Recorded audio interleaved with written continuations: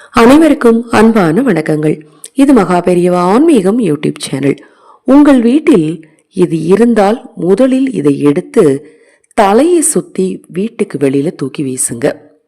அதுவும் இப்ப பொங்கல் வரப்போகுது, எல்லோருமே வீட்டை சுத்தம் செய்துட்டு இருப்போம். அப்ப இந்த பொருட்கள்லாம் உங்க வீட்டில் இருந்ததுன்னா தவறாம அன்பு கூர்ந்து உடனடியாக தூக்கி வெளியில வீசிடுங்க. பொருளாதார தட்டுப்பாடு, கடன் பிரச்சனை, எப்போ பார்த்தாலும் வீட்டில் சண்டைக்கு இந்த பொருட்கள்லாம் ஒரு முக்கிய காரணம். அதை தெரிஞ்சுக்கோங்க. நம்ம சேனலில் நான் போடக்கூடிய பதிவுகளில் உங்களுக்கு சந்தேகம் இருந்தாலும், தை அமாவாசை, தை பொங்கல் திருநாளில் ஆதரவற்ற ஏழை குழந்தைகளுக்கும் முதியவர்களுக்கும் உணவளிக்க விரும்பினாலும், உங்கள் தனிப்பட்ட பிரச்சனைகள் எதுவாக இருந்தாலும் சரி, அந்த பிரச்சனைகளுக்கு ஏற்ற பரிகாரங்கள், குறிப்பாக கணவன் மனைவி பிரச்சனை, குழந்தைங்க சொல் பேச்சு கேட்டு நடக்கலை, இந்த பிரச்சனைகளுக்கு ஏற்ற சரியான பரிகாரங்கள் நீங்கள் செய்து கொள்ள விரும்பினாலும் 9344692042 இந்த வாட்ஸ்அப் எண்ணிற்கு தொடர்பு கொள்ளுங்க. அதில் முதல் பொருள் என்னன்னு பார்த்தீங்கன்னா, உடைந்த எலக்ட்ரானிக் ஐட்டங்கள். ஃபோன் உடஞ்சி போயிருக்கும், அதில் ஏதாவது ஒட்டி யூஸ் பண்ணலாம் அப்படின்னு சொல்லி பத்திரமா எடுத்து வச்சுருப்போம். அடுத்தது மிக்சி ஜாரில் ஏதாவது ஒன்று போயிருக்கும், சரி அப்புறமா ஒரு பிளேடு மாற்றி அடுத்து ஒரு மிக்சி வாங்கும்போது யூஸ் பண்ணிக்கலாம். இது மாதிரி மிக்சி ஜாரெல்லாம் வச்சுருப்போம். அது மாதிரி தேவையில்லாத பிளாஸ்டிக் கரண்டிகள், தேவையில்லாமல் கைப்பிடி இல்லாமல் இருக்கக்கூடிய நம்ம சமையல் பாத்திரங்கள், வீட்டில் கிழிந்த துணிகள், குறிப்பாக கிழிந்த துணிகள் இருக்கக்கூடாது. அது மாதிரி பாத்ரூமில் கைப்பிடி இல்லாத மக்கு, கைப்பிடி இல்லாத வாளி இதெல்லாம் வச்சுருக்கக்கூடாது. காலியாக போன ஷாம்பு டப்பா, இந்த பிளாஸ்டிக் ஐட்டத்தெல்லாம் பார்த்திங்கன்னா நிறைய பேர் வீட்டில் கடைகளில் ஏதாவது வாங்கிட்டு வருவாங்க. இந்த பிளாஸ்டிக் டப்பாவெல்லாம் பத்திரமா வச்சுருந்து அது போட்டு வைக்கலாம், இது போட்டு வைக்கலான்னு சொல்லி அதை ஒரு குப்பையாக ஒரு இடத்துல வச்சுருப்பாங்க. அப்படி வச்சிருக்கவே கூடாது. இந்த பிளாஸ்டிக்கை தயவு செய்து அதிகமாக சேர்க்காதீங்க.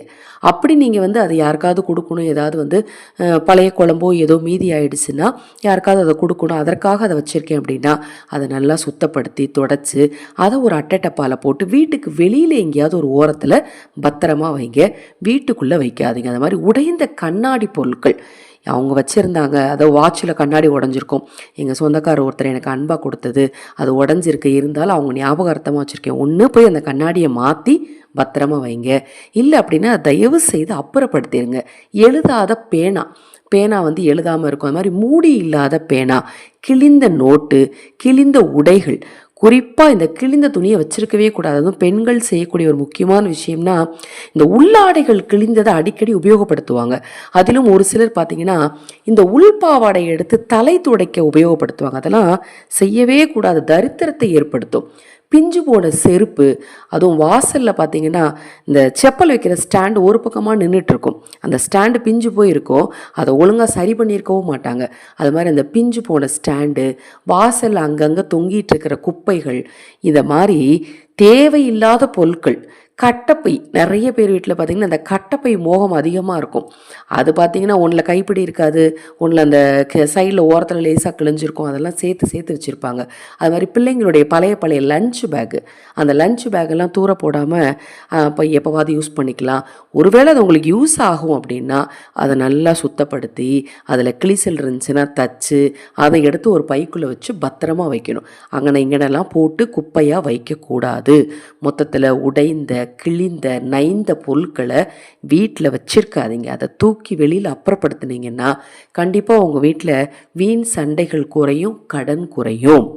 இப்போ கண்டிப்பாக எல்லார் வீட்லேயுமே வீட்டை சுத்தப்படுத்துகிற பணியை ஆரம்பிச்சிருப்பீங்க. இப்போ நான் சொன்ன பொருட்கள் எங்கே இருந்தாலும் சரி, நீங்கள் அடிக்கடி உங்கள் வீட்டை அப்படியே சுற்றி பாருங்கள், எது எங்கெங்கே அந்த குப்பையெல்லாம் வச்சுருக்கோம் அதெல்லாம் எடுத்து அப்புறப்படுத்துவோம் அப்படின்னு சொல்லி அப்புறப்படுத்துங்க. அது மாதிரி பழைய புத்தகங்கள் அதை நீங்கள் வச்சுருக்கலாம், தப்பு கிடையாது. அதில் கிழிந்திருந்த பக்கத்தெல்லாம் ஒன்று போல் ஒரு ஓரத்தை கட் பண்ணிவிட்டு அதுக்கு ஒரு கவர் போட்டு அல்லது அதை ஒரு பின் போட்டு ஸ்டாப்லர் போட்டு ஒட்டி பத்திரமா வச்சுருந்தா தப்பே கிடையாது. ஆனால் அது கிழிஞ்சு நஞ்சு போய் ஒரு ஓரத்தில் கிடக்கும், அதை அடுத்த தடவை எடுக்கும்போது 2 பேப்பர் கிழியும், அதை மட்டும் கிழிச்சு தூர போடுவாங்க. அதை மாதிரிலாம் வச்சுருக்கக்கூடாதுங்க. இதெல்லாம் வீட்டில் நெகட்டிவ் எனர்ஜியை உண்டு பண்ணிக்கிட்டே இருக்கும். இப்போ இந்த பொருட்கள் எல்லாம் உங்கள் கண்ணில், இப்போ நான் பேசிகிட்டு இருக்கும்போதே அப்படின்னு நீங்கள் இந்த வாய்ஸை கேட்டுக்கிட்டே அப்படி வீட்டை சுற்றி பாருங்கள். இப்போ நான் சொன்ன பொருட்கள் எங்கெங்கே இருக்கோ டெய்லி கொஞ்சம் கொஞ்சமாக எடுத்து வீட்டை விட்டு வெளியில் தூக்கி போடுங்க. இப்போ நான் சொன்ன தகவல் நிச்சயமாக உங்களுக்கு பயனுள்ளதாக இருக்கும். இதை நீங்கள் செஞ்சு பாருங்கள். உங்கள் வீடே அப்படி பளிச்சுன்னு இருக்கிறத உங்களால் ஃபீல் பண்ண முடியும். அப்படி பளிச்சுன்னு இருக்கிறத பார்க்க பார்க்க உங்ககிட்ட பாசிட்டிவ் எனர்ஜி அதிகமாகிறதையும் உங்களால் ஃபீல் பண்ண முடியும். இது போன்ற எண்ணற்ற தகவல்களை தெரிந்து கொள்ள நமது சேனலை சப்ஸ்கிரைப் பண்ணிக்கோங்க. ஹரஹர சங்கர ஜெய ஜெயசங்கர மகாபெரிவா திருவடி பாதம். சரணம் சரணம். நல்லதே நடக்கட்டும்.